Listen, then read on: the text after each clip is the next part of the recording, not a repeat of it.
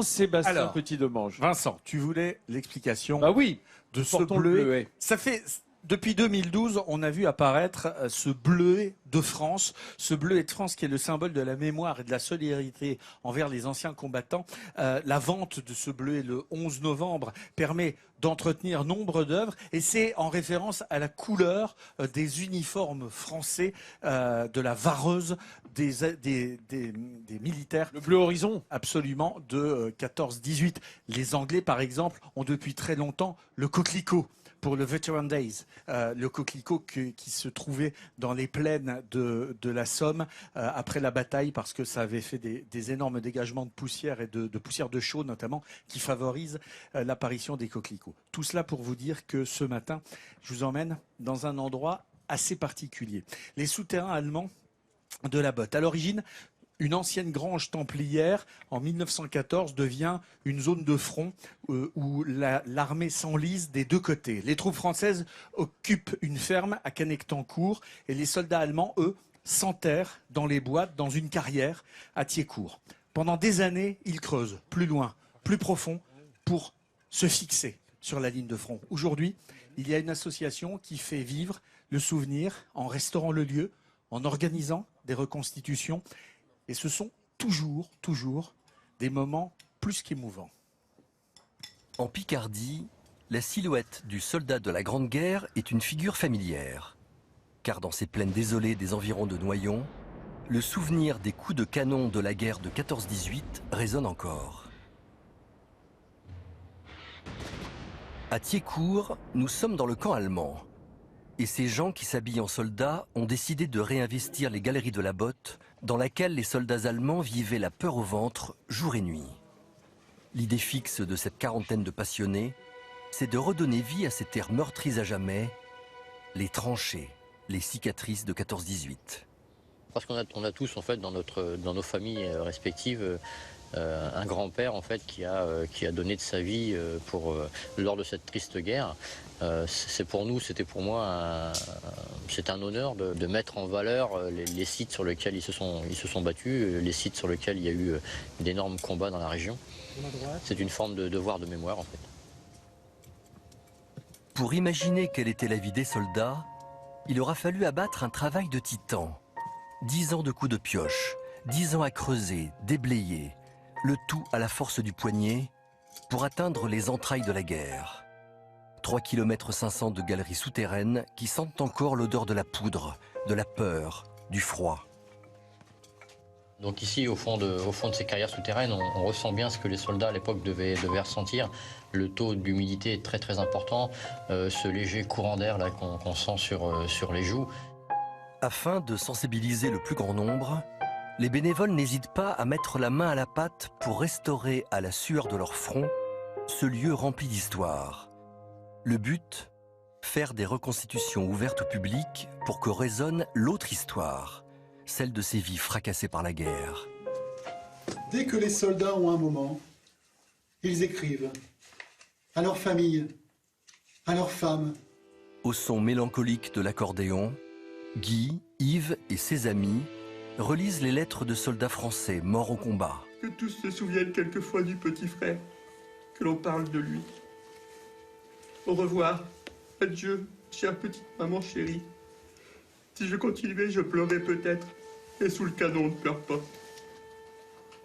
Je vous embrasse, ma mère chérie. Merci de la tendresse de votre cœur pour moi. Merci de m'avoir tant aimé. 100 ans après, la Grande Guerre fait toujours couler les larmes. Et cette émotion, c'est celle d'une région tout entière qui ne veut pas oublier.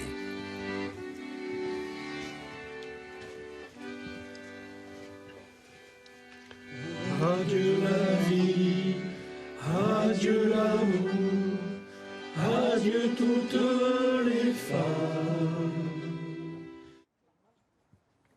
Ah ben, mes chers amis, il y a des moments plus faciles du retour en plateau où, vous savez, la bonne humeur est généralement de mise ici à Midi en France, mais c'est vrai que l'émotion, elle parle.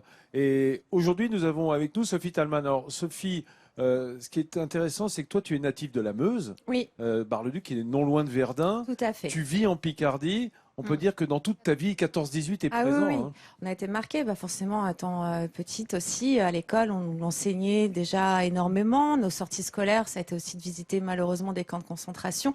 Et puis, à chaque fois que je retourne chez mes parents à Bar-le-Duc, je traverse cette fameuse grande Romanie qui est marquée avec les casques des soldats sur les bornes kilométriques, effectivement. Donc, il y a forcément un petit moment où on a une pensée. On a une pensée, clairement. forcément. Cette Clairement, fameuse là, voie aujourd'hui. sacrée. C'est Ouais. vrai que moi j'ai fait mon service militaire à Verdun. Oui, les France, gens et- connaissent et- Verdun, et malheureusement. c'est vrai que grâce à le travers cimetière de Douaumont, cette ossuaire est impressionnant, mais ici aussi parce que il y a eu beaucoup plus de morts ici en Picardie qu'à Verdun, mais la victoire de Verdun a été un peu effacée, a un peu effacé la défaite de la Somme. En attendant, il y a ici des monuments partout. Dans tous les villages, il y a notamment un immense monument aux morts ici à Saint-Quentin, qui est un monument d'une force évocatrice assez exceptionnelle, parce que ici était un véritable point de liaison pendant toute cette bataille de la Somme durant la Première Guerre mondiale. Ce monument est à la fois d'une sobriété, mais d'une force évocatrice assez impressionnante. Et puis il y a un autre endroit qui moi me marque parce que c'est véritablement impressionnant. C'est ce qu'on a appelé le Lonagar Crater. C'est ce trou de mine absolument incroyable qu'on va découvrir avec des images de drone. Un cratère qui fait 100 mètres de diamètre. Ouais. On a l'impression qu'une météorite Non. est tombée là. Cratère de 100 mètres de diamètre, de 30 mètres de profondeur, vestige d'une série d'explosions qui se déroule là le 1er juillet 1916. C'est à la Boisselle. C'est un des endroits les plus impressionnants qui soit, parce que cette explosion, le déclenchement de la bataille de la Somme qui a eu lieu le 1er juillet à 7h28, avec des Britanniques qui ont franchi les lignes, qui pensaient aller à la victoire assez rapidement, parce qu'il y avait eu des bombardements pendant une semaine avant. Malheureusement, les Allemands n'avaient pas été aussi touchés que les Alliés le pensaient. Cette première ligne britannique a été décimée. Il y a ce cratère qui est totalement époustouflant, parce que les images qu'on en voit là donnent une vague idée de ce que c'est quand on est. Et je voudrais également saluer la présence ici, parce que il y a une association, l'ARAC, l'Association républicaine des anciens combattants, qui continue aujourd'hui à faire vivre la mémoire. Parce que depuis quelques années maintenant, depuis la mort du dernier poilu, l'histoire de la Première Guerre mondiale n'est plus contemporaine. C'est devenu de l'histoire.